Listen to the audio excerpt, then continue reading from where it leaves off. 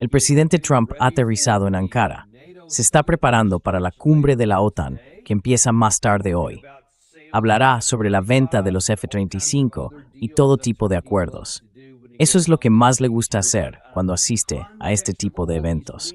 Pero el contexto de todas estas reuniones va mucho más allá de las contribuciones económicas que la OTAN pueda hacer o de las ventas que Estados Unidos pueda ofrecer mientras él esté allí. Se trata de la guerra en Ucrania.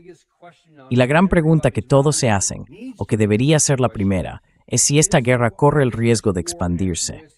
¿Llegará Rusia, en algún momento, a cansarse de todo el apoyo que los países occidentales están dando a Ucrania, de los ataques y, como vamos a ver, de la aceleración de sus ofensivas dentro de Rusia, con un coste cada vez mayor?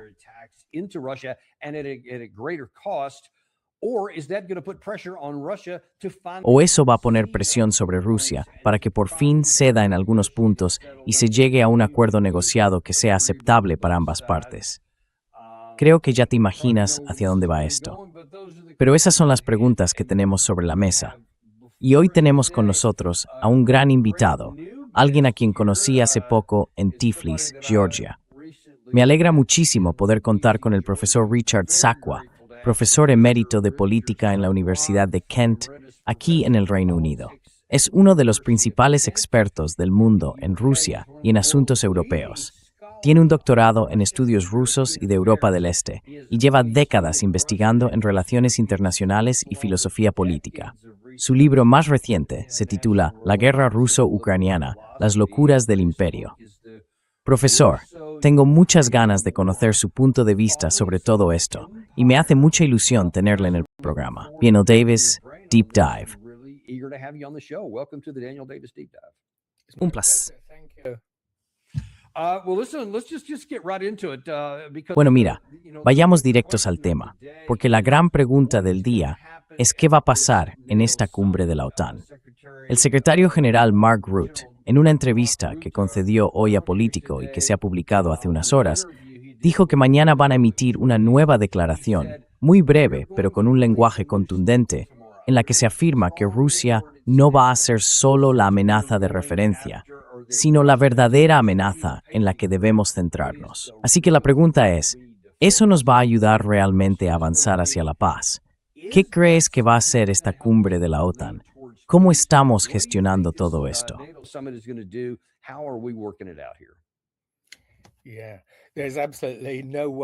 No, de ninguna manera eso va a contribuir a la paz.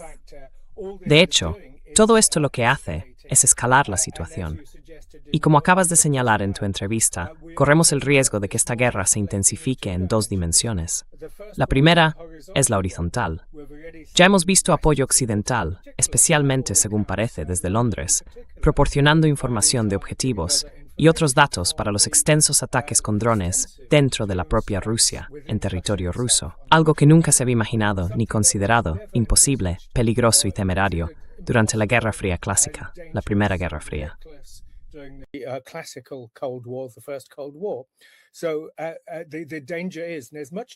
Así que el peligro está ahí, y hoy en Moscú se habla mucho de la necesidad de un ataque horizontal recíproco, quizá más allá de Ucrania. Tal vez un disparo de advertencia, por así decirlo.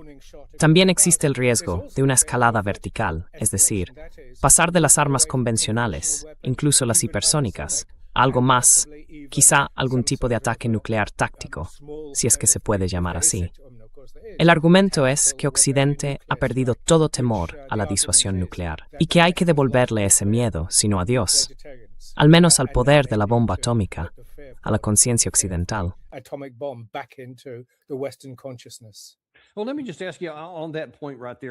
Bueno, déjame preguntarte justo sobre ese punto, porque es algo que siempre me ha resultado bastante desconcertante y frustrante. Recuerdo que durante la Guerra Fría, cuando el presidente Reagan tendió la mano a Mikhail Gorbachev, ya sabes, el famoso derribe este muro, estaba derribando el muro, sí, pero al mismo tiempo extendía la mano, diciendo, busquemos algún tipo de cooperación. Y el propio presidente Reagan hablaba de su profunda preocupación por la amenaza de las armas nucleares, y eso fue lo que impulsó tanto a él como a Gorbachev a firmar muchos tratados de limitación nuclear, que resistieron el paso del tiempo, hasta que los eliminamos. Pero hoy no veo, y hablo incluso de los mandos militares de Estados Unidos, no solo de los políticos, que mantengan ese temor a las armas nucleares. ¿Tú también lo has notado a lo largo de tu carrera? ¿Y cómo crees que pasamos de la postura de Reagan a la situación actual, en la que parece que casi nadie teme ya ese peligro? Exactamente.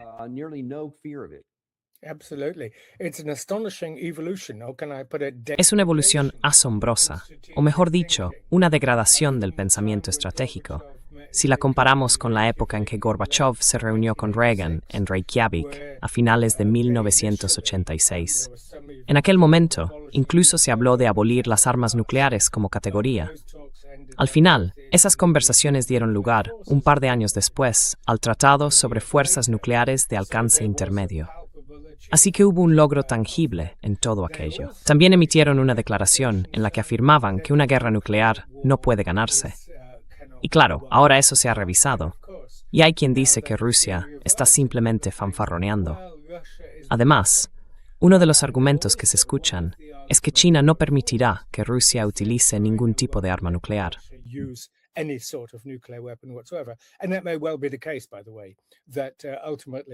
Y puede que así sea, por cierto, que al final la amenaza rusa de usar su arma más poderosa simplemente no fuera políticamente viable. Pero como sabemos, acabo de volver de Moscú, y allí hay dos visiones. Por un lado, está la idea de que Rusia no debe caer en provocaciones. No son pacifistas, pero son personas que entienden que esta guerra hay que gestionarla, hay que controlarla, hay que contenerla. Estas personas dicen, mira, Zelensky y el gobierno de Kiev no desearían nada más que Rusia escale de esa manera, tanto en el plano horizontal como en el vertical. Y por otro lado, están quienes dicen, no, tenemos que recuperar ese miedo a la disuasión.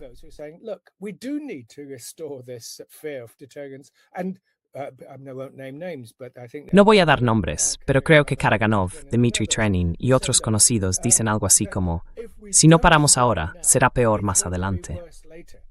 Así que, si tenemos un pequeño intercambio nuclear ahora, eso evitaría una guerra nuclear mayor, que por supuesto tendría consecuencias devastadoras para todos los implicados. Y la pregunta que me hicieron una y otra vez fue, ¿qué haría Occidente si, por ejemplo, un destacado comentarista occidental propusiera la idea de lanzar un misil hipersónico contra el cuartel general de la OTAN en Bruselas? Lo cual, claro, mientras se reúnen en Ankara, daría un aviso suficiente para mantener las pérdidas de vidas al mínimo.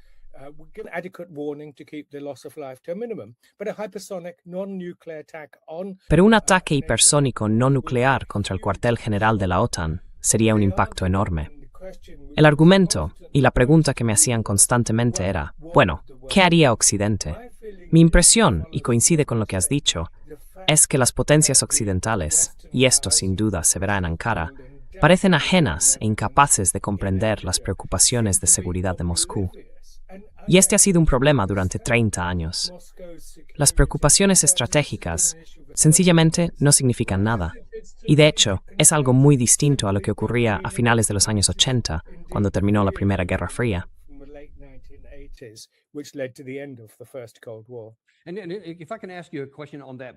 Y si puedo hacerte una pregunta sobre ese punto, porque tú tienes contexto, llevas décadas en esto. Así que lo has visto. A mí me parece que, desde el final de la Guerra Fría, en los años 90, perdimos no solo el miedo, sino también cualquier preocupación por lo que pasara del lado ruso. Porque entonces ellos estaban de pie, luego de rodillas, de hecho estaban por los suelos. Ni siquiera llegaron a estar de rodillas durante un tiempo, y nosotros podíamos hacer literalmente lo que quisiéramos, y prácticamente lo hicimos, y nunca hubo consecuencias. Puede que se quejaran, pero era más bien un bla bla bla.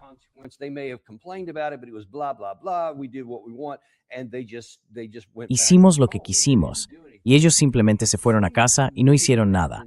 Me da la impresión de que esa mentalidad nunca desapareció. Y aunque Rusia ya no está, desde luego de rodillas ni mucho menos, ahora está claramente en ascenso, tanto en lo militar como en lo tecnológico y en muchos otros aspectos, nosotros seguimos pareciendo atrapados en aquella misma mentalidad de entonces. ¿Podrías, desde tu propia experiencia, hablar de cómo ves la evolución, digamos desde 1993, empecemos por ahí, del cambio en los medios occidentales o en la mentalidad respecto a la expansión de la OTAN en cada etapa, y luego la evolución de la capacidad rusa para cambiar esa dinámica?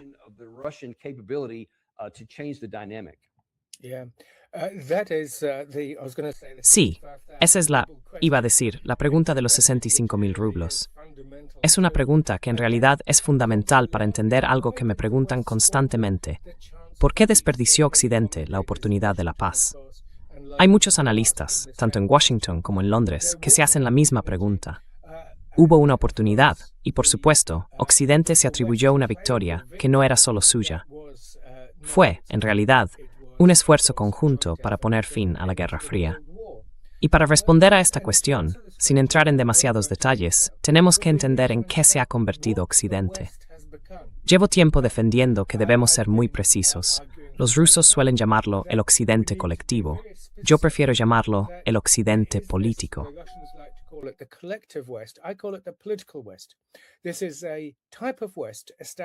Este es un tipo de Occidente que se consolidó después de la Segunda Guerra Mundial, un sistema de poder atlántico liderado por Estados Unidos.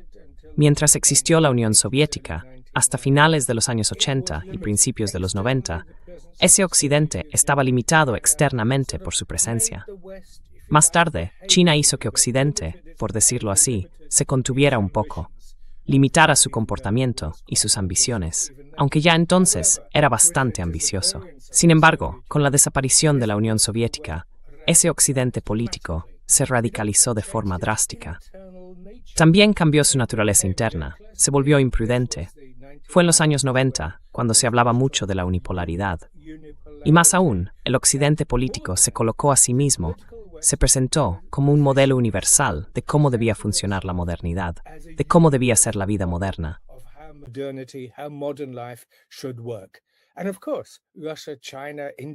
Y por supuesto, Rusia, China, India y muchos otros dijeron, un momento, ese no es nuestro modelo. Sí, aceptaremos las ventajas y los logros de la modernidad, de los mercados competitivos, si quieres, siempre que estén limitados y generen algún tipo de beneficio social. Pero vuestro modelo, para empezar, es insuficiente. Es esa ecuación vuestra que identifica occidentalización con modernización. Y además, lo que estáis haciendo es usurpar el papel del sistema internacional, es decir, de las Naciones Unidas, de la Carta de la ONU y de todo un cuerpo de derecho internacional. Así que cuando vosotros, el llamado Occidente político, os describís como el supuesto orden basado en reglas, ¿quién hace esas reglas?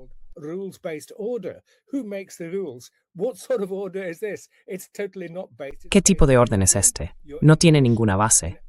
Se basa en tu capricho, en tu intuición, y al final es muy irresponsable. Solo un último punto. Cuando Estados Unidos se retiró unilateralmente del Tratado Antimisiles, lo anunció en junio de 2001, de forma totalmente unilateral. Y luego, claro, se concretó más tarde, en diciembre de 2001, y finalmente se hizo efectivo en junio de 2002. En diciembre, apenas unos meses después del 11 de septiembre, cuando Rusia estaba dispuesta, y fue la primera en llamar a Bush hijo para ofrecer apoyo. Y ese fue el principio de la pendiente resbaladiza que llevó al desmantelamiento de toda la arquitectura de control de armas nucleares de la Guerra Fría.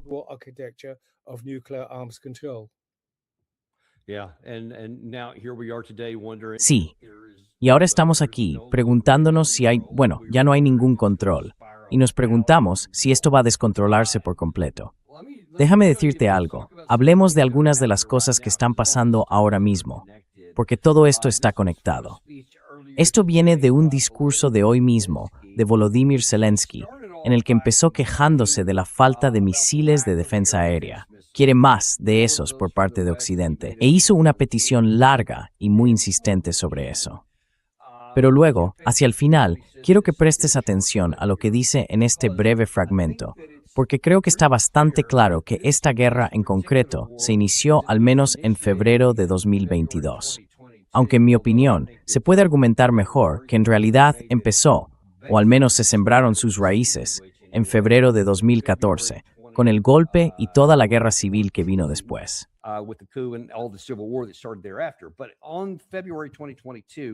Pero en febrero de 2022 empezó la guerra, y según el entonces secretario general de la OTAN, Jens Stoltenberg, Vladimir Putin, a finales de 2021, dijo algo así como: si sacáis a Ucrania de la mesa de la OTAN, no habrá guerra.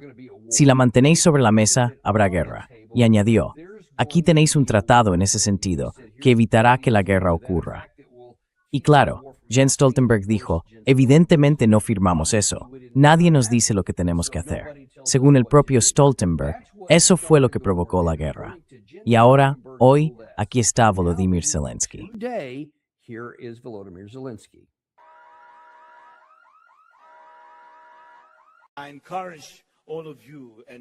Ánimo a todos vosotros y a todos nuestros socios de la OTAN a trabajar estrechamente con nosotros, con Ucrania, para avanzar juntos. Ucrania debe formar parte de la OTAN, porque la OTAN con Ucrania es la alianza del futuro. La alianza de hoy tiene que estar a la altura de los desafíos del mundo moderno, con Ucrania y con la fortaleza de nuestra industria de defensa.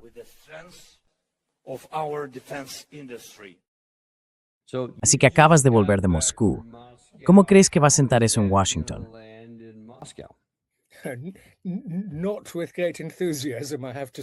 No con mucho entusiasmo, la verdad.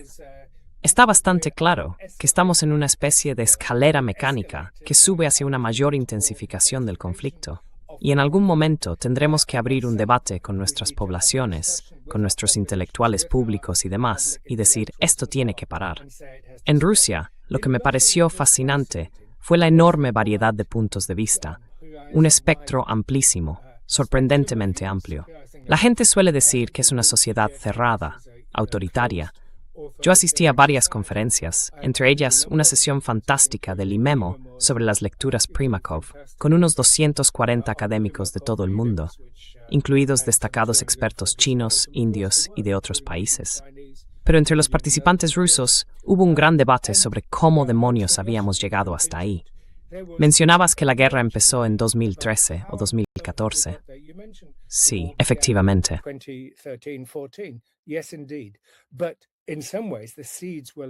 Pero en cierto modo, las semillas ya estaban plantadas, como también dijimos antes, en la forma en que terminó la Guerra Fría y en los primeros años 90.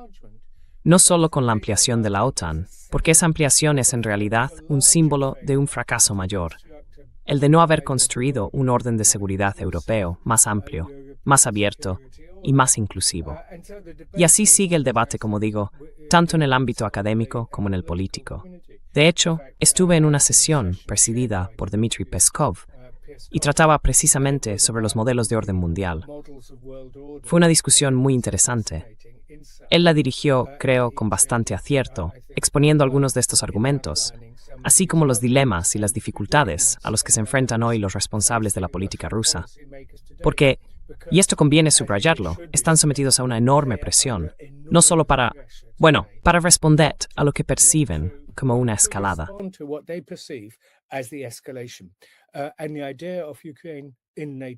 La idea de que Ucrania entre en la OTAN es la razón por la que empezó esta guerra. Y ahora se intenta repetir, después de tantas pérdidas. ¿Quién sabe cuántos ucranianos han muerto? ¿1 millón? ¿2 millones? Lo que sí sabemos es que el país está devastado. Y por supuesto, tiene enormes costes para Rusia, enormes costes para Europa y en general para todo el mundo. Entonces, ¿cuándo se detendrá esta escalada hacia la locura? Cuando tenemos a Zelensky, cuyo mandato terminó hace unos 2 años, viniendo a dar lecciones a los líderes de la OTAN sobre el destino de Ucrania. Es una guerra por la ampliación de Ucrania. Obviamente, ese es un motivo concreto de guerra, pero solo simboliza un fracaso mayor, el de no haber sabido implicar a Rusia. Y tarde o temprano tendremos que hacerlo, primero para salir de esta guerra, y después para abordar lo que los propios rusos llaman las causas de fondo.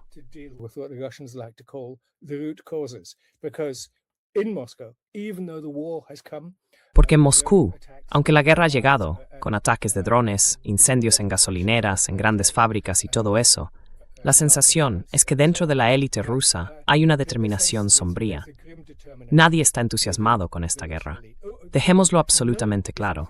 Se percibe como una guerra defensiva, una vez más con Rusia bajo ataque. Tiene que demostrar, y yo desde luego defendía esa idea, paciencia estratégica, no reaccionar de forma exagerada y buscar, ojalá, a través del diálogo y la diplomacia, alcanzar un marco más amplio de paz en nuestro continente. Some larger framework for peace on our continent. Gotta bring yourself back in, Dan. Tienes que volver a entrar, Dan. Perdona por eso.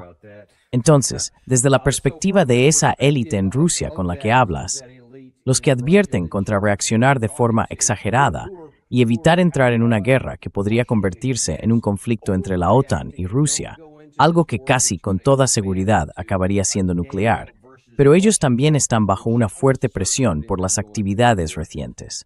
Veamos un par de cosas. Esto es de hoy mismo. Ucrania ataca 8 petroleros de la llamada flota en la sombra rusa. Drones rusos alcanzaron 8 petroleros de esa flota que estaban entregando combustible a Crimea durante la noche. Ocurre un día después de que las mismas fuerzas dijeran que habían golpeado otros 2 petroleros de la flota en la sombra. Ucrania ha intensificado sus ataques contra la logística y la infraestructura energética en Crimea en las últimas semanas, provocando escasez de combustible y un estado de emergencia en el territorio.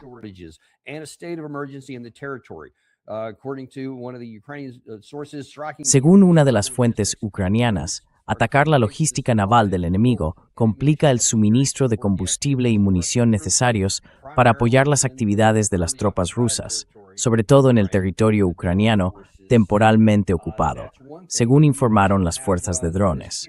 Eso por un lado. Pero además tenemos esto de hoy. 2 empresas del sector de defensa fueron alcanzadas en la región rusa de Bryansk y también un depósito de petróleo en Belgorod. Y, al parecer, creo que también un aeropuerto en Belgorod fue atacado. No se puede simplemente decir paciencia y asumir que aunque tarde más, no pasa nada, porque los ataques están siendo más frecuentes, llegan más lejos y tienen un impacto mayor. De hecho, vimos el ataque hace apenas un día o 2. ¿Cómo están influyendo estos ataques en el mensaje de quienes en Moscú piden paciencia?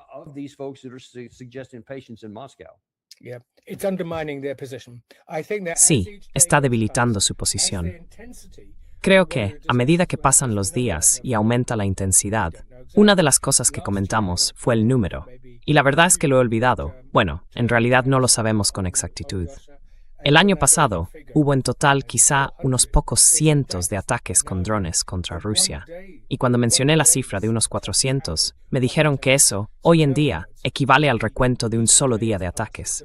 Es decir, cada día que pasa, cuanto más Ucrania, con el apoyo logístico, de inteligencia y de selección de objetivos de Occidente, amplía la guerra dentro del territorio ruso, más probable es que Rusia responda de una forma que, como digo, suponga una escalada, ya sea horizontal o vertical, es decir, vertical usando armas más grandes y potentes. Ya lo han hecho en los ataques masivos contra Kiev en las últimas semanas.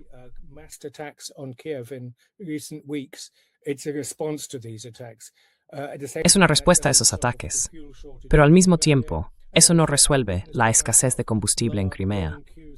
Yo mismo lo vi, largas colas en las gasolineras y, por supuesto, coches de policía allí, porque temen que haya disturbios.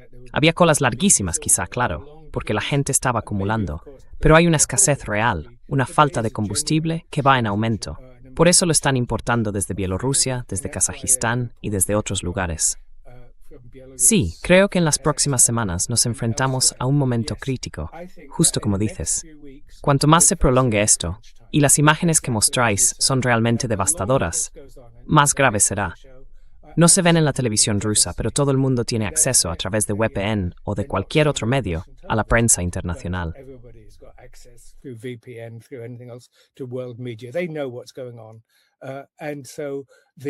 Ellos saben lo que está pasando.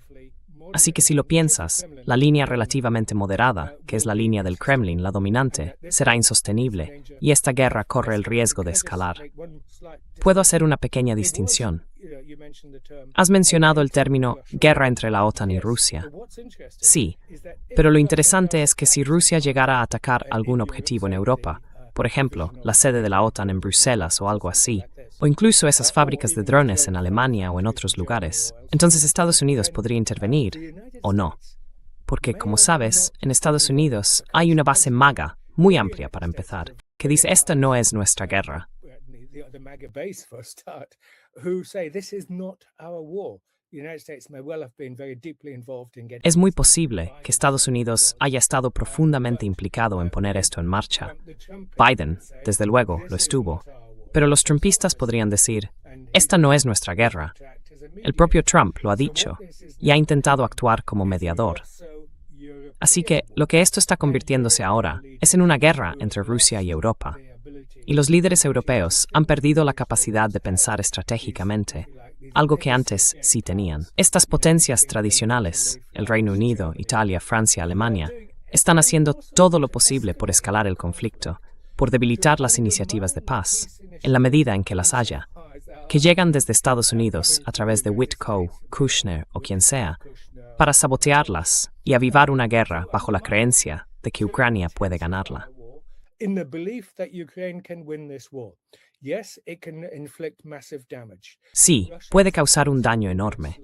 Rusia está avanzando, aunque lentamente, en el Donbass, en los últimos fragmentos de la región de Donetsk. Pero es imposible derrotar a una potencia nuclear. Nunca se ha hecho. Y ahora se está intentando. Ojalá no se llegue a poner a prueba hasta la destrucción, porque al fin y al cabo, una potencia nuclear tiene cosas en su arsenal que todo el mundo conocía y que, como mencionamos antes, durante la Primera Guerra Fría, se respetaban como líneas rojas. Hoy parece que para Rusia esas líneas rojas ya no existen, y se dice, Rusia está faroleando. Bueno, está faroleando, hasta que un día deje de hacerlo. Y ese día será terrible para todos nosotros.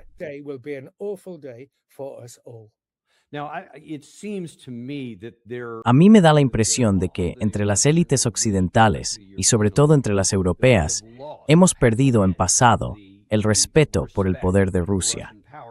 Y también esa creencia de que el artículo 5 es como un escudo mágico, que bueno, Rusia nunca nos haría nada por culpa del artículo 5, con sus 32 naciones y todo eso. Así que dicen alegremente que no hay líneas rojas para Rusia, que se quejarán, que amenazarán y todo eso, pero que en realidad nunca harán nada. Y creo que la última prueba de eso fue un discurso que se pronunció hoy, o creo que fue esta mañana, del nuevo primer ministro de Letonia. Estaba en el escenario junto a Mark Rutte y hablaba, y presumía, de que en su país, que recordemos está justo en la frontera con Rusia, y en los países bálticos, hay 14 naciones distintas preparadas contra Rusia.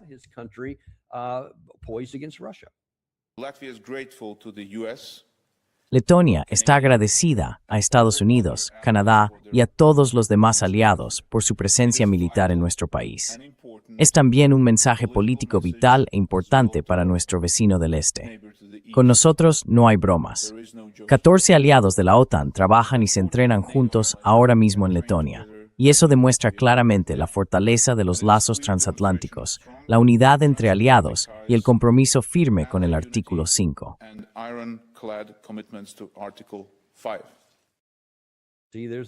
Mira, ahí está otra vez lo del artículo 5.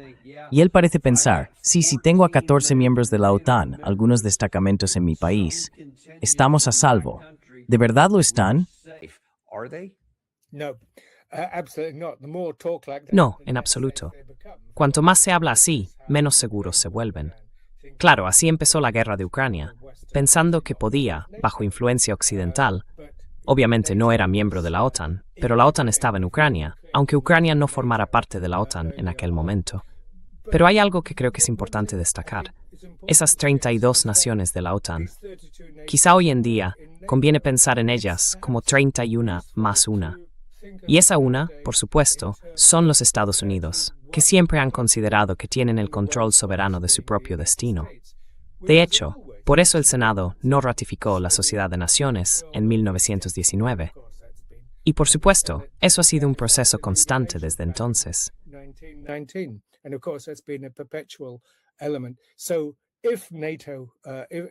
Así que si se invocara el artículo 5, no está claro, y creo que la mayoría de los líderes de la OTAN lo entienden perfectamente, los líderes europeos, que Estados Unidos actuará, y debe hacerlo, según su propio interés nacional. y probablemente verá que no le conviene iniciar una guerra nuclear con Rusia. Y por supuesto, cualquier guerra con Rusia escalaría muy rápido hasta un nivel nuclear, porque Rusia tiene quizás 700.000 soldados implicados en Ucrania. Su ejército total ronda el 1.400.000, así que más o menos la mitad sigue en el territorio principal, por así decirlo. Pero aún así, está completamente comprometida. Por tanto, subiríamos por la escalera de la escalada nuclear muy, muy deprisa.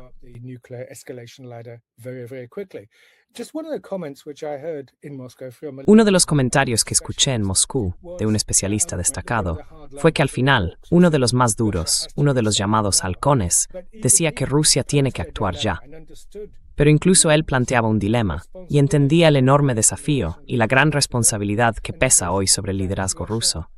Y es que Rusia, básicamente, se enfrenta a una elección, o perder, o en cierto modo, destruirse a sí misma. Es decir, no responder a estas provocaciones, a estas escaladas y ataques, o salvar a la humanidad.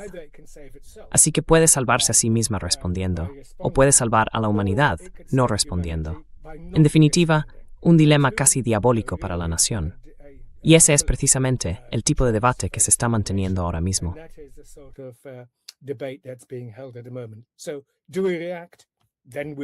Entonces reaccionamos. En ese caso, estaríamos hablando de una guerra a gran escala entre Rusia y Europa, porque lo que harán los Estados Unidos es, y Moscú todavía tiene, y esto quedó bastante claro en muchas conversaciones, todavía tiene, bueno, no diría esperanza, pero sí al menos la sensación de que Trump podría volver a aparecer, ahora que la tercera guerra del Golfo está más o menos, bueno, si no terminada, al menos en una situación estable por el momento. El Golfo de Hormuz está básicamente abierto. Así que Trump está volviendo a centrar su atención en la guerra en Europa. Y por supuesto, lo terrible es que en esta cumbre de la OTAN, todos los líderes europeos, todos juntos, intentarán convencerle de que Ucrania está a punto de ganar. Pero, ¿qué significa ganar frente a una potencia nuclear?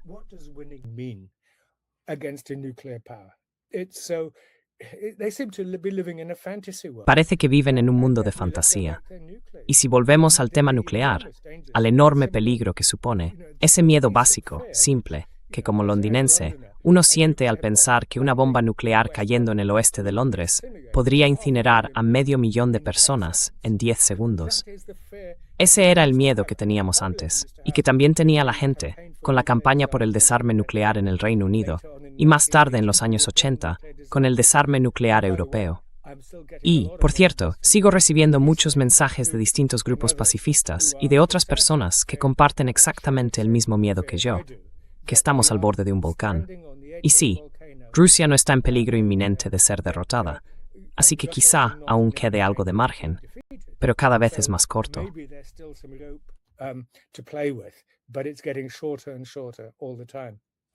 Bueno, y uno se pregunta, ¿acaso ayer perdimos otro tramo de esa cuerda? Porque además de los ataques contra Rusia que te mostré, los que Ucrania ha estado llevando a cabo con los petroleros de la llamada flota fantasma, los golpes a la infraestructura petrolera, toda la presión que están ejerciendo sobre Crimea, todo eso lleva ya un tiempo ocurriendo. Y ha ido aumentando la presión sobre ese grupo que acabas de mencionar en Moscú. Parece que son lo único que se interpone entre una escalada nuclear y la protección de la humanidad, no solo de su propio pueblo. Pero como decías, y tiene todo el sentido, su posición se está debilitando con el avance constante de Occidente.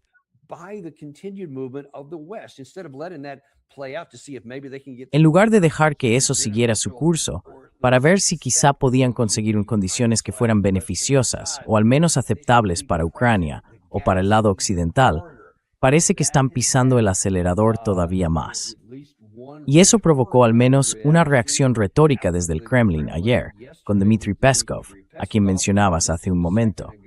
El lado ruso ha sido solo para situar a la gente antes de lo que van a escuchar, absolutamente firme durante años, en que esto no es una guerra, es una operación militar especial. Y eso no es solo una cuestión de palabras por parte de Rusia, porque tiene un significado concreto. Una guerra implica una cosa, y una operación militar especial está limitada a otra. Putin, el año pasado, hizo precisamente esa distinción y dijo que podrían ir mucho más lejos. Pues bien, ayer Dmitry Peskov dijo lo siguiente. Konstantinov in frontala sporches байdet. Моя пасатис из зелджи камин with домацинов партитор for Levante и Ди, глюса компартиде, como Kramatorsk y Slaviansk. No tenéis ninguna duda de que nuestra guerra avanza sin problemas y estamos bien resultados concretos. Hay una guerra en marcha, una guerra de verdad. ¿Sabes por qué es una guerra? Porque empezó como una operación militar especial. Y sigue siendo una guerra porque detrás de Kiev están Berlín, París, La Haya, Oslo y, por desgracia, Washington. Les ayudan a apuntar con sus satélites, les ayudan a colocar armas extranjeras sobre nuestros objetivos usando toda su infraestructura. En estas condiciones, tenemos que rendir cuentas ante nosotros mismos.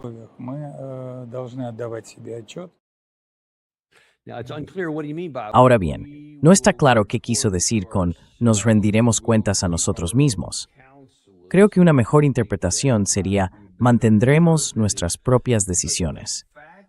Pero el hecho de que lo dijera en voz alta, rompiendo con todo lo que habían dicho durante los primeros 4 años y medio, ¿qué opinas de eso? Sí, no, tienes toda la razón. Estamos, por así decirlo, bailando al borde de un volcán. Pero cada vez estamos más cerca de caer dentro de ese volcán, de ese torbellino de conflicto.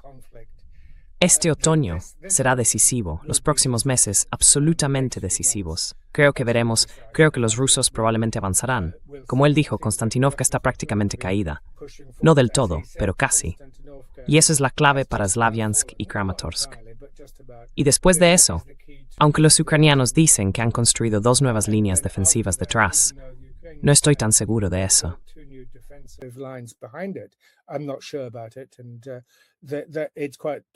Y es bastante posible que para el otoño el ejército ruso haya cumplido lo que ha dicho, que para finales de este año habrán tomado todo Donetsk. Eso significaría que, según sus propios términos, todo el Donbass estaría liberado. En ese momento podrían declarar la victoria. Pero lo peor de todo es que incluso el intento más tímido, como el de Antonio Costa, el presidente del Consejo Europeo, que hace apenas un par de semanas dijo algo así como, bueno, quizá deberíamos empezar a hablar con Moscú. Incluso eso ha sido criticado. Y lo sorprendente es que ya estamos en el 5º año de la guerra. A estas alturas, creo que fue el 16 de junio. Esta guerra ya ha durado más que la Primera Guerra Mundial.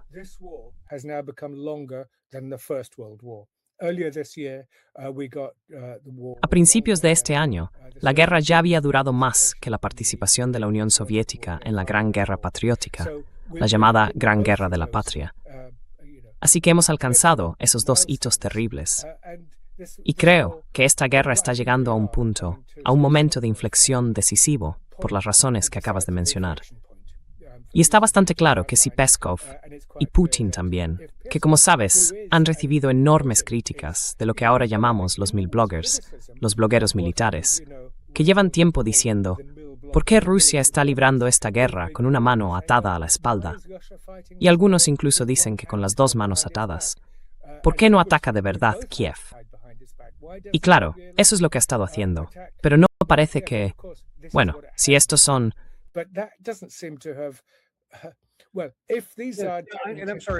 Perdona, Richard, déjame hacerte una pregunta sobre ese punto, porque es algo importante que escucho mucho en Occidente, y me refiero incluso a algunos amigos de mi entorno más moderado. Ellos dicen que su argumento es que Rusia no ha hecho más, no porque tenga 1 o 2 manos atadas a la espalda, sino porque simplemente eso es todo lo que puede hacer. No puede ir más allá. Y eso da confianza a Occidente. ¿Tú crees que es que no pueden avanzar más o que tienen 1 o 2 manos atadas? ¿Qué opinas? Es una pregunta fascinante. De hecho, yo mismo me la he hecho.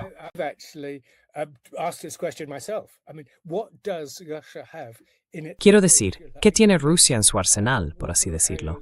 ¿Qué tipo de flechas, qué tipo de armamento podría usar? Y claro, estamos hablando de las armas nucleares tácticas de baja carga, de las armas hipersónicas, y por supuesto, de la posibilidad de atacar de forma más horizontal, es decir, fuera de Ucrania, como una especie de advertencia, si se quiere, a las potencias occidentales. ¿Dispone de esos recursos? Nadie me está contando secretos militares, ni quiero saberlos. Pero ahí está el debate.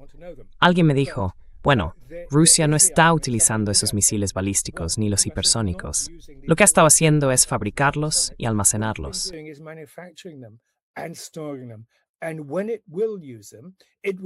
Y cuando los use, los usará con un efecto devastador. Y no será algo aislado, no uno, dos o una docena más o menos, sino un ataque enorme que marcará claramente que, vale, este será el ultimátum.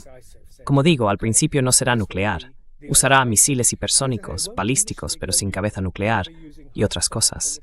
He oído ese argumento. En cuanto a las fuerzas convencionales, como digo, la mitad del ejército sigue sin entrar en combate. Pero, dada la naturaleza de esta guerra con drones, cualquier concentración de tropas, más de 5 hombres bajo un arbusto, es eliminada al instante.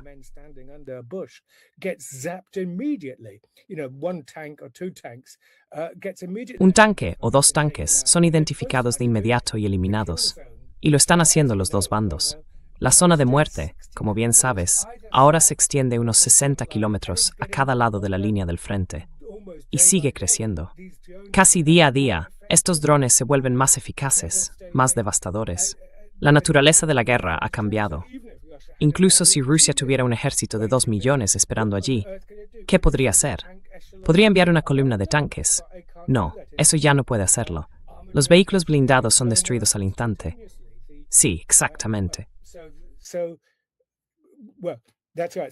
En enormes pruebas fueron. No, esa era la cuestión. Así que para responder a tu pregunta, bueno, como digo, el jurado aún no se ha pronunciado. Hay 2 puntos de vista sobre eso. Si realmente tiene algo que pueda ser un golpe decisivo, o si básicamente Rusia está de rodillas, está agotando sus recursos. Y por supuesto, hay un punto importante en todo esto. Aunque la popularidad personal de Putin ha bajado, sigue rondando el 67%.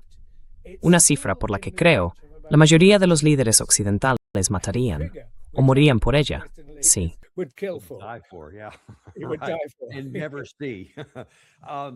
Y nunca se ve. Pero diré que mi análisis, desde el punto de vista militar, es un poco distinto al pensamiento convencional, porque creo que demasiada gente en Occidente, hablo de Occidente, se siente cómoda con la realidad que acabas de describir con precisión sobre el terreno. Esa franja enorme de tierra de nadie, o zona gris, como algunos la llaman ahora, a ambos lados de la línea de contacto, que es como un valle de la muerte, por así decirlo. Y piensan, bueno, así es la guerra moderna, por culpa de los drones. Pero eso es solo una palabra, una categoría. En el caso de que hubiera una gran ofensiva, sigue siendo posible que el bando que la inicie diga, de acuerdo, vamos a inundar la zona con grandes fuerzas mecanizadas, como hizo incluso la tormenta del desierto.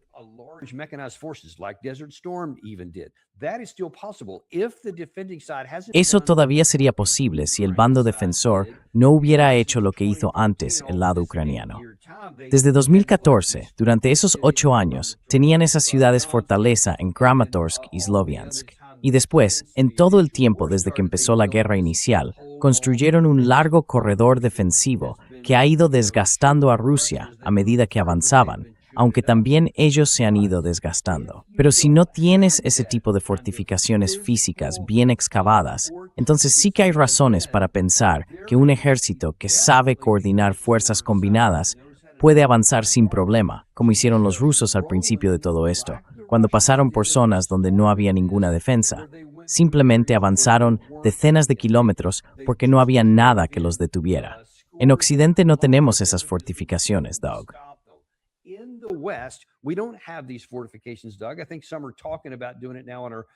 Creo que algunos están hablando de hacerlo ahora, en nuestro flanco oriental de la OTAN.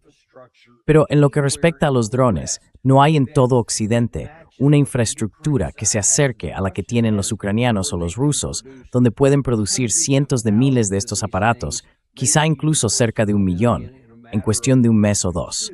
Nosotros no tenemos eso. Y si no lo tienes, no puedes frenar esta zona gris. Y podrías pensar que tu zona segura podría ser atravesada en un solo día, algo parecido a lo que le pasó a Francia en 1940 o incluso a Polonia en 1939. Eso sigue siendo posible hoy, si se hace bien. Así que creo que Occidente no debería sentirse demasiado tranquilo solo porque los drones puedan hacer eso, de forma categórica. Solo pueden hacerlo si tienes esa estructura previa. Creo que esa es una diferencia importante. Sí.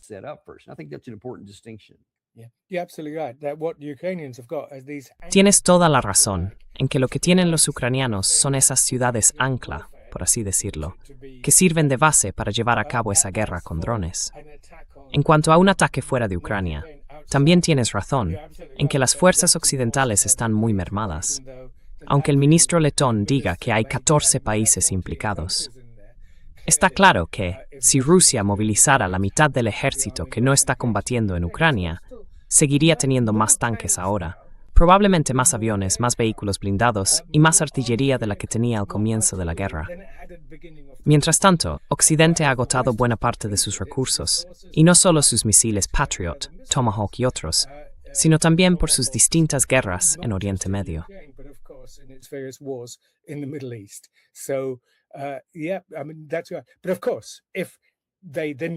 Pero claro, una guerra a gran escala entre Rusia y Europa, quiero decir, es casi impensable, porque Rusia evidentemente no quiere apoderarse de esos países.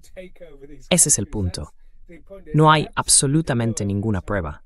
Como dije, he hablado quizá con decenas y decenas de personas, académicos, funcionarios y demás, en las últimas semanas.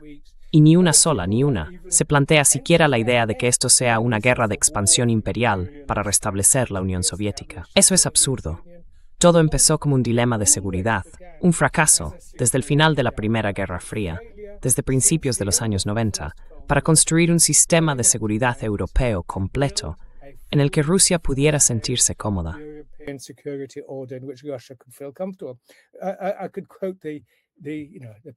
Podría citar al pernicioso Zbigniew Brzezinski en su famoso libro El Gran Tablero Mundial, de 1997. Incluso él, un ferviente defensor de la ampliación de la OTAN, dijo en aquel año, miren, por supuesto, la ampliación de la OTAN tiene que producirse dentro del marco de un tratado de seguridad sustantivo con Rusia. Incluso él entendía la necesidad, pero eso no ocurrió.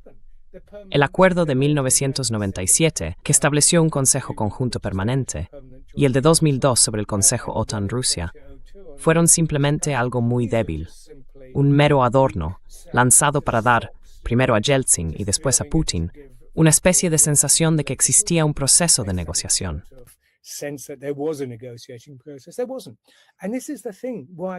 No la hubo. Y este es el motivo por el que sigo hablando del occidente político, o del llamado occidente colectivo. Nos ha pasado algo a nosotros, es decir, a Occidente. Desde 1945, Occidente se ha convertido en un occidente atlántico, y piensa en clave atlántica. Piensa en esos términos teológicos y abstractos en los que la Unión Soviética, y ahora Rusia, quedan fundamentalmente deslegitimadas. Se las considera fuerzas con las que no se puede, ni se debe, entablar ningún tipo de relación.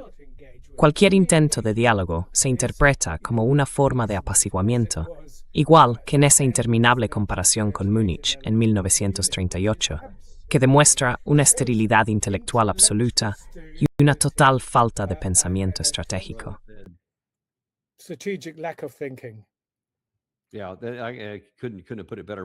Sí, no podría haberlo dicho mejor, y vamos a pagar un precio por ello.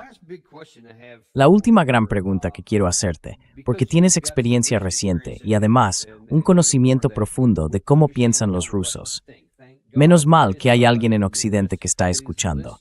No hace falta estar de acuerdo con lo que dicen, pero sí hay que entender cómo piensan, en qué creen, para comprender si nuestras acciones pueden tener éxito o fracasar en el proceso. Me da la impresión de que estamos colocando a Rusia en una situación en la que va a tener que encontrar un equilibrio y tomar una decisión, quizás sea una forma mejor de decirlo, entre dos polos opuestos. Y sinceramente, me cuesta ver de forma lógica cómo puede tener éxito el polo que representa la opción de no ir a la guerra. Y aquí están esos dos polos.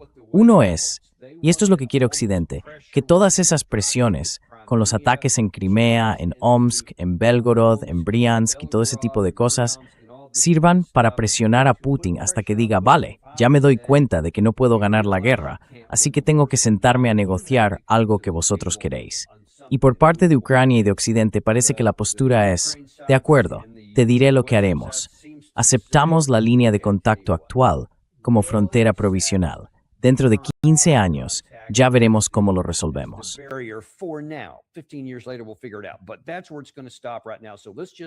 Pero ahí es donde se va a detener por ahora. Así que hagamos un alto el fuego y paremos los combates justo ahí, y ya resolveremos el resto más adelante. Eso dejaría a Ucrania intacta. No habría desmilitarización, no habría desnazificación según la parte rusa. Y casi con toda seguridad, eso dejaría tanto a Ucrania como a Occidente libres para seguir reforzando sus fuerzas y su poder de cara a una posible guerra futura, si los rusos aceptan eso. O, en el otro extremo, llegamos a la conclusión de que no se puede negociar con Occidente, que nunca van a detenerse.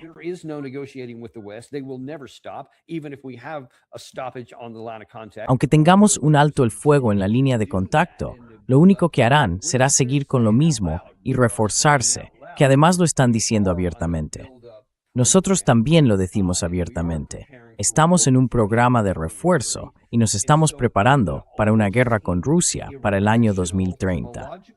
Así que desde un punto de vista lógico, sin etiquetas nacionales, solo como el lado A y el lado B, casi parecería irracional que esta parte dijera, vamos a negociar por la presión, dejemos de luchar y todo irá bien.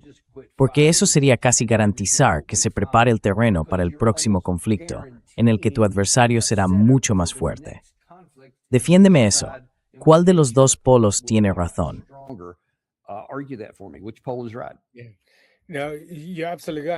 Sí, no, tienes toda la razón en que la presión sobre Rusia está aumentando. Pero la apuesta es que si las potencias occidentales, y este será, obviamente, el argumento de Zelensky y sus colegas en la cumbre de la OTAN en Ankara, mantienen esa presión, Rusia se verá obligada a aceptar un alto el fuego más o menos a lo largo de la actual línea de contacto, la línea del frente de la guerra. Pero claro, aunque la guerra, como ya hemos dicho, está haciendo daño, Rusia está sufriendo. Crimea sufre casi combustible. Y ciudades de Rusia están en tiempo.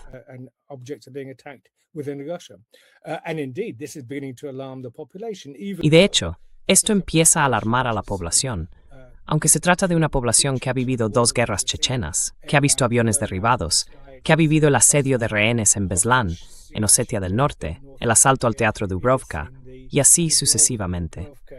Y por supuesto, la llamada estabilización de Putin empieza a quedar al descubierto como algo que no lo era tanto. Pero Rusia, como dices, ahí está uno de los argumentos. Mantener la presión, aumentarla, seguir aumentándola, y tarde o temprano Rusia tendrá que aceptarlo. Pero claro, Moscú y el Kremlin han dejado absolutamente claro que no aceptarán una paz que no sea una paz duradera, una paz que no se convierta simplemente en un armisticio antes de la siguiente ronda de guerra, en la que Occidente pueda reforzar sus reservas militares, su artillería y sus misiles.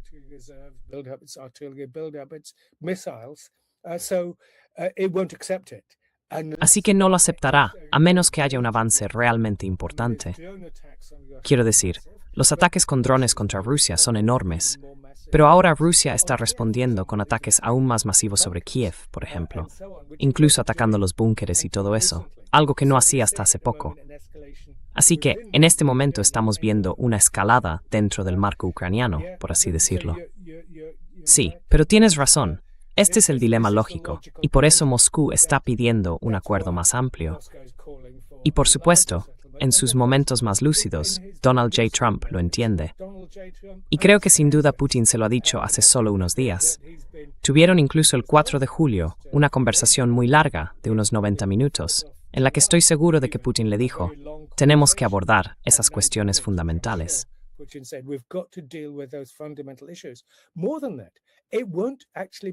Más allá de eso, en realidad, no sería bueno para Occidente tener una Ucrania que siga siendo más o menos como es ahora, militarizada, armada hasta los dientes, un peligro para sí misma, claro, porque dentro del país están, por ejemplo, el tercer cuerpo de ejército, ya sabes, llamémoslo Azov, bajo Beletsky, y otro cuerpo similar en la Guardia Nacional. Esa gente no aceptará ni la más mínima concesión. Así que el propio Zelensky está atrapado en los cuernos de este dilema. No se trata solo de Moscú, porque cualquier gesto de paz, cualquier intento de negociación, y él queda fuera.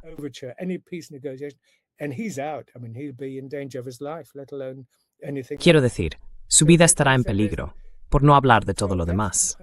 Así que bueno, la única posibilidad ahora mismo es que Estados Unidos actúe como una especie de mediador honesto. Pero claro, si dependes de Donald J. Trump para salvar la situación, ya sabes lo desesperada que es. Sí, quizá esa sea nuestra última opción.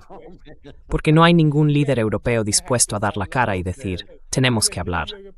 En Ankara, nadie va a decir eso. Antes lo hacía Viktor Orbán, Robert Fico, en Trichem-Nemetz. Y el liderazgo se siente en Simhas.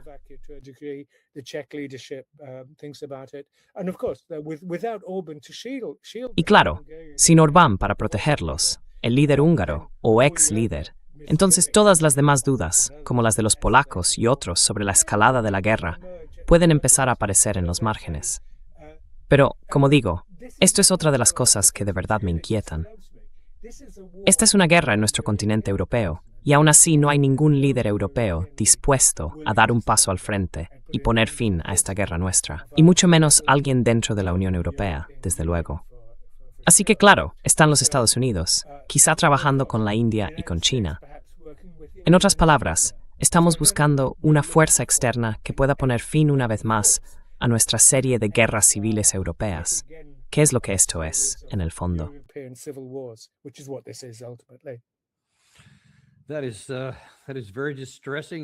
Eso es muy preocupante y angustiante, que estemos esperando y confiando en que Donald Trump intente llevarnos al final de la guerra. Y no creo que eso vaya a ocurrir pronto. Hay una posibilidad, o al menos una voz de sensatez. Es un amigo común, un colega, el ex diplomático británico Ian Proud, que esta mañana publicó en su página Peacemonger una declaración antes de la cumbre de la OTAN.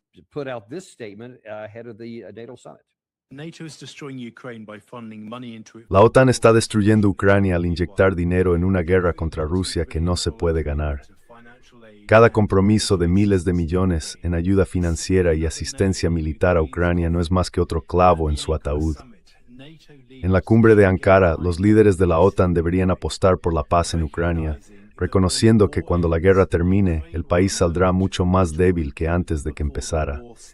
Los líderes de la OTAN deben asumir su propio fracaso, aunque me temo que no lo harán. Más bien seguirán con lo mismo, haciendo que la agonía de Ucrania sea aún más dolorosa.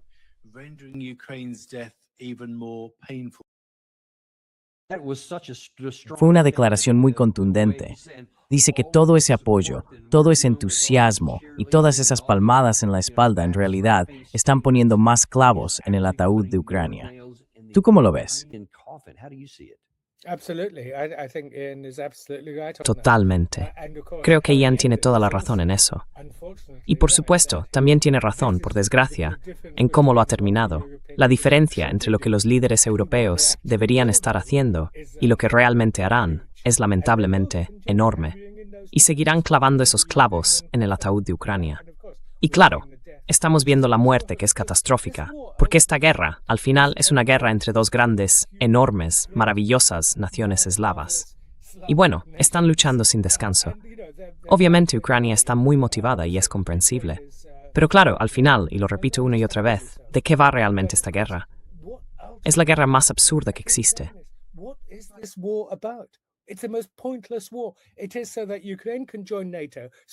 Es para que Ucrania pueda unirse a la OTAN, para que no tenga que librar una guerra como la que está librando ahora.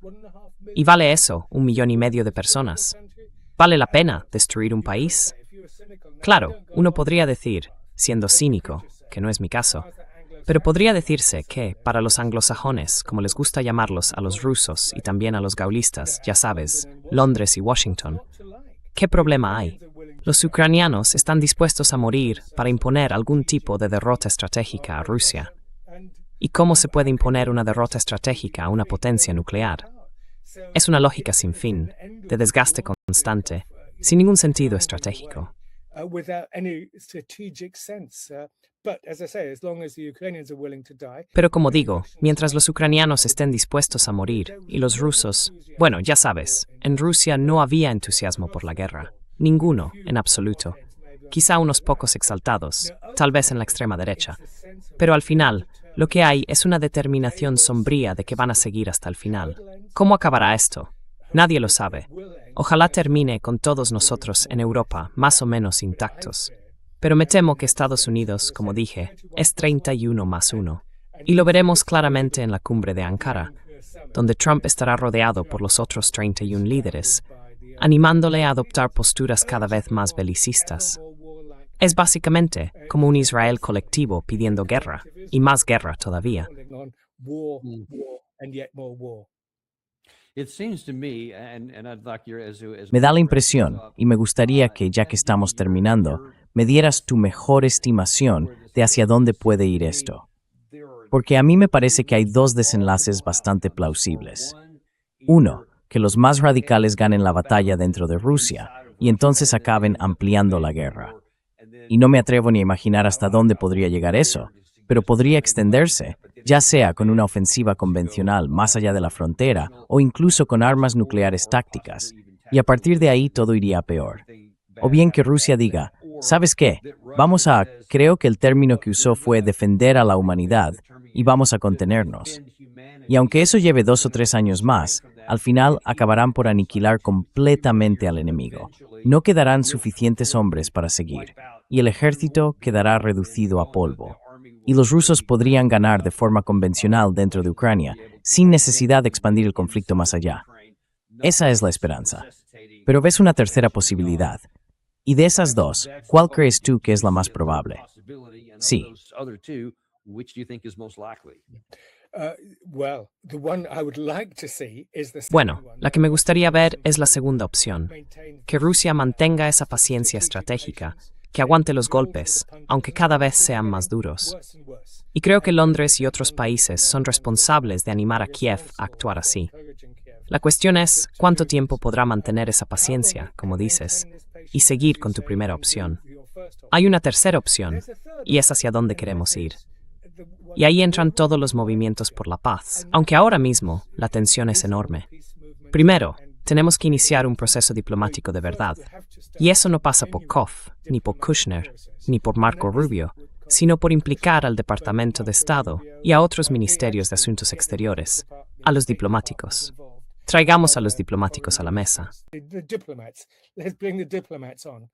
I mean, that may come this autumn. Quiero decir, eso puede llegar este otoño. At Anchor, Creo que ya en Anchor van a estar hablando de la disciplina del bloque y dirán, mira, estamos haciendo esto, aquello y lo otro. Pero al final, eso es vacío. Y creo que el tipo de comentario que hizo Ian Proud, el que acabáis de mostrar, es una señal de que hay cansancio de guerra. Y dentro de Ucrania también, porque ambos bandos esperaban el colapso del otro.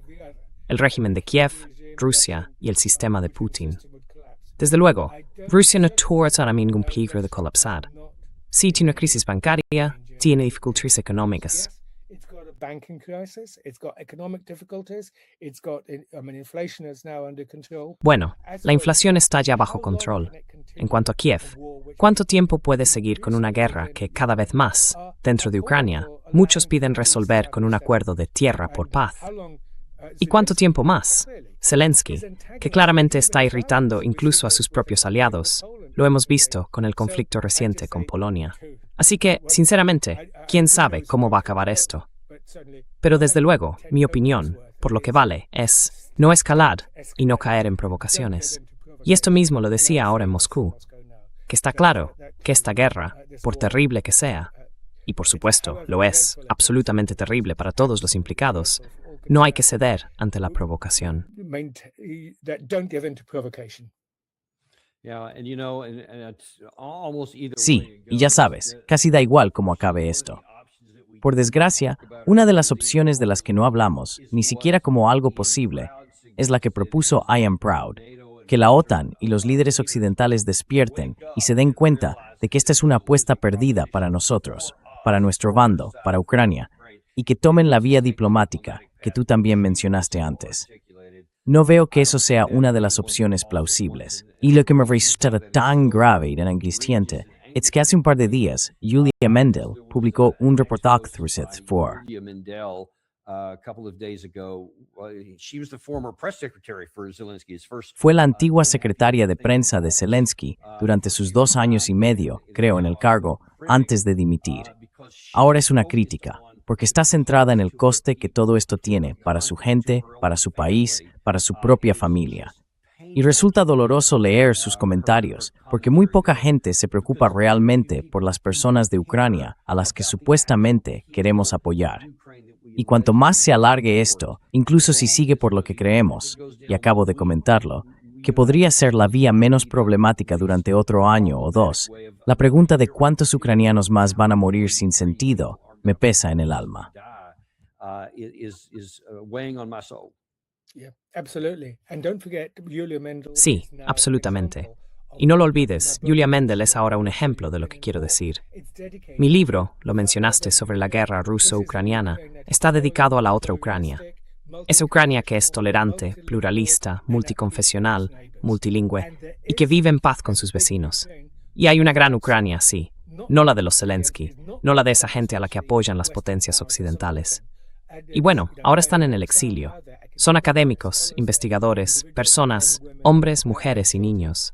Solo quieren volver a un país soberano, democrático, independiente, que no esté vinculado a ningún bloque militar y que ya no esté consumido por esa virulenta rusofobia, ese odio hacia Rusia, que al final los está destruyendo tanto como a los demás. ultimately is devastating them as much as anyone else. Indeed it is. La verdad, está muy bien dicho, y te agradezco que lo hayas expresado así. Nos alegra mucho tenerte hoy en el programa. Ha sido realmente esclarecedor. Espero volver a tenerte por aquí muy pronto. To have you back real soon. Muchas gracias, gracias. And we appreciate you guys too, but we have a lot more for Y you también today. os agradecemos a vosotros, pero hoy tenemos mucho más preparado. A mediodía vuelve Doug McGregor y va a analizar algunos temas que están surgiendo en la guerra de Irán. Hay muchas cosas ocurriendo allí de las que quizá no estabais al tanto. Os lo vamos a contar. Y luego, esta tarde, tendremos de nuevo a Jim Jatras, que va a hablar de algunos de los cambios concretos en el conflicto y en la forma en que se está desarrollando la guerra. No querréis perderos a ninguno de esos 2 antiguos diplomáticos estadounidenses. Nos vemos entonces en el programa Daniel Davis Deep Dive a las 12 del mediodía. No olvidéis contárselo a vuestros amigos, a los que les encanta escuchar podcasts, que añadan Daniel Davis Deep Dive a su lista.